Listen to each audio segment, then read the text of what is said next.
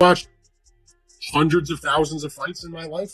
I mean, probably, maybe, who knows how many fights I've watched. 45 years of watching boxing, 25 years of covering it. Dude, that's a knockdown, period. You know, I don't understand how that cannot be a knockdown. And so you asked about Steve Willis. The sequence occurred, and when Tank ran to his corner, simultaneously, Steve Willis, you can watch the video, he sends Roach to the neutral corner, and he picks up the count from the timekeeper, and he starts to administer the 8 count, standard procedure, as you said, standard 8 count. You're going to then wipe off the gloves, presumably, and let him go back to fight. He was getting his, okay, now you go to the corner, and Tank he shouts something to the corner, he leans his head between the ropes, and Calvin Ford, who's one of his coaches, comes up the stairs with a white towel and goes to wipe off his face. Okay, there's a lot of stuff going on there. My initial reaction was, I see a coach up a step with a white towel, I'm thinking they're throwing in the towel and they're going to resign the fight. That was my first thought, which was sort of weird to me because it wasn't like Tank was any kind of, even if he went down from the punch or the grease, it wasn't like he was in duress to stop the fight. So that was the first thing. Then I realized he's wiping his face off. Okay, a couple things. Not allowed. Against the rules. Can't go to your corner during the round. Sure as hell can't get your face wiped off in the round.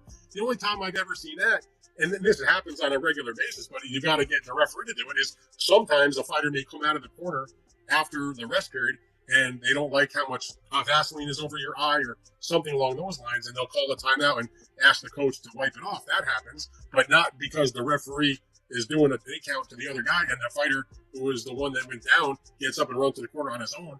He basically took a timeout. You can't call a timeout in boxing. The referee can call a timeout, but not the boxer. So even if you accept the fact that Steve Willis missed the knockdown and didn't call it, and therefore he doesn't get a 10-8 round, at the very least, now you can or you should take a point either for the guy turning his back and running to the corner against the rules, B, having the second come up the steps to wipe the face off. That could be another point. That could actually be a disqualification. I mean, the point I've been making to people who've asked me about this over the last couple of days since it happened is there were a multitude of things that Steve Willis could have done to in somehow, some way penalize Gervonta Davis for that situation. Yet he did none of them. Fight resumes. He even went to Tank. You hear him on the microphone. He says, "What's that about?" Now, I don't know what Tank said back to him because Tank did not have a microphone on. And then Steve Willis says to him, "Look, that looks like a knockdown. You can't do that," or whatever. I forget the exact words. And then he tapped him on the chest. He's like, "All right." And then he called Roach back to the fight. So I'm like, what are we doing here?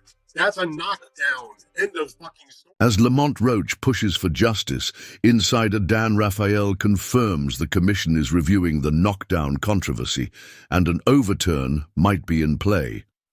Meanwhile, the knee debate has sparked questions about referee Steve Willis's accountability.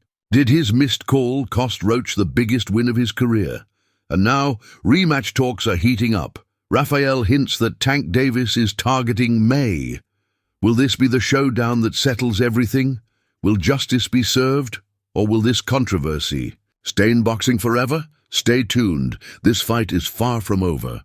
The Boxing Commission reviews Lamont Roach and his team's appeal over the knockdown controversy. Insider Dan Rafael has confirmed that the review is indeed underway. In a major revelation, Rafael shared that a potential overturn of the result could be in play, having spoken directly with the commission. While it's still unclear whether the decision will be changed, Rafael sees one clear solution: a rematch. He believes running it back is the only way to settle the debate, giving both fighters the chance to prove themselves in a fair, decisive battle. With tensions high and the boxing world demanding answers, the question remains: will justice be served, or will this controversy stain the sport forever? Absolutely. They will. I mean, I haven't spoken to the Roach team. I'll actually call them at some point later today, and I'll just inquire what their plans are. But I have to believe that the Roach team will appeal to the commission, which the commission said they are entitled to do, and they'll give them a hearing and listen to what they have to say. And I believe, based on what the commission told me, that it is not out of the realm of possibility that they could change the non-knockdown to a knockdown, change the scorecard, which would then give him the win. And it is possible. Again, I haven't seen the rules and I haven't been told this officially, but the people I talk to say, yeah, I think it's in our rules that we theoretically could change the result of the fight. Now, whether that will actually occur or not, I don't know. But I do know it's a huge controversy, and you have a lot of people that just look really bad today, and the probability of there being a rematch to settle this score. With the knee controversy still fueling debate, many are now questioning referee Steve Willis's accountability in the fight. Boxing insider Dan Rafael weighed in, stressing that the focus shouldn't just be on the fighters and their corners. Referees must also be held responsible for crucial in-ring decisions. Rafael emphasized that this case demands a deeper look into how the commission operates in such scenarios. The missed knockdown call wasn't just a minor slip, it may have changed the outcome of the fight. He argued that the commission must closely review Willis's decision-making and ensure that officials are held to the same standard of transparency and consistency as the fighters. With growing frustration among fans and analysts, the pressure is now on the commission to prove that boxing's integrity isn't up for debate. Will they take action, or will this controversy be another stain on the sport? I mean, I've said this before to others as well. Some people make it out like those of us in the media that do this job that are, people have a misunderstanding of what our role is. I've always viewed my role as a member of the boxing media as a conduit to the public, to ask the questions that the public would like to ask. Now, I happen to be in a situation where I have the access and the credentials to do so, but I do it on behalf of my readers and boxing fans that want information.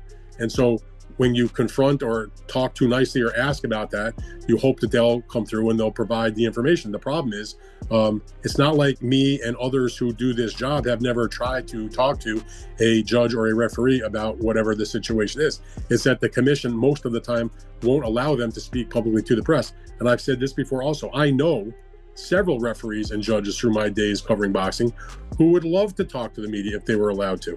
But the commission doesn't allow it, and so they're not going to risk doing an interview with me or somebody else and lose their job over it. So I can't really fault them for that.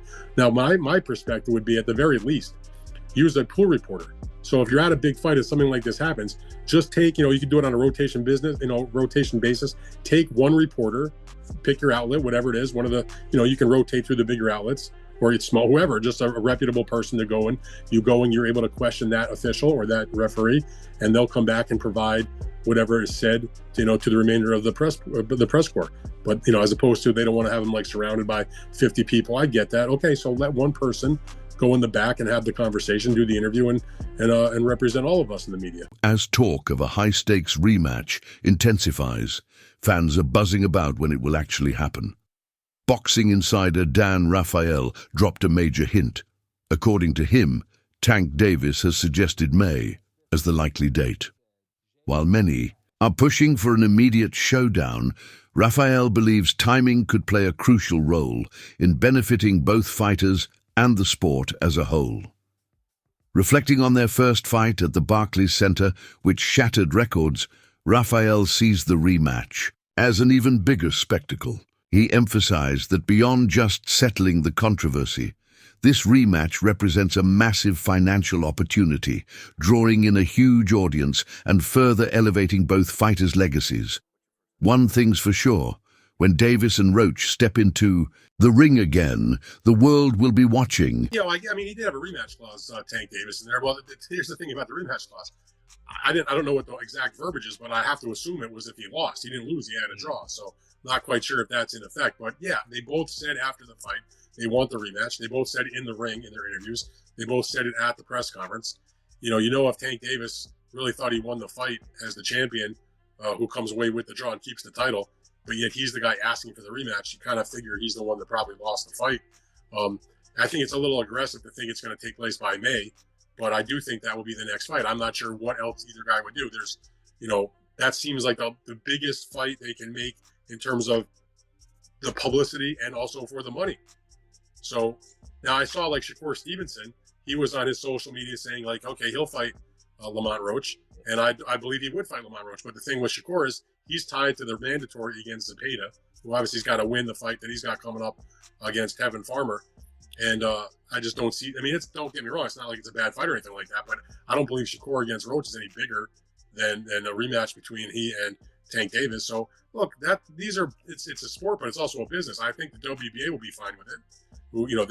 Tank is the WBA champion in the lightweight division, and Lamont Roach is their champion in the 130, one weight class lower in the junior lightweight division. So I do believe that rematch will happen, but I don't think it's going to be May. I think it'll be probably later in the year, into the summer. But it's a big fight now. I mean, the first fight did very well commercially. I don't know what the pay-per-view numbers were just yet, but in terms of the gate, it broke the all-time attendance record for a Barclays Center in Brooklyn, 19,250. The building has been open since 2012, I guess. So it was the biggest number of people for an event ever, boxing or otherwise. And it did the second biggest gate ever, right behind a Rolling Stones concert that was in excess of $7 million. They did a little less than whatever that final gate was for the Stones concert. So there's money, there's people, there's interest, there's controversy, there's a great rivalry. There are two top champions, and let's see the rematch. And that wraps up today's breakdown of the Tank Davis versus Lamont Roach controversy. From the knee debate to the growing calls for a rematch, this fight has ignited intense discussions across the boxing world.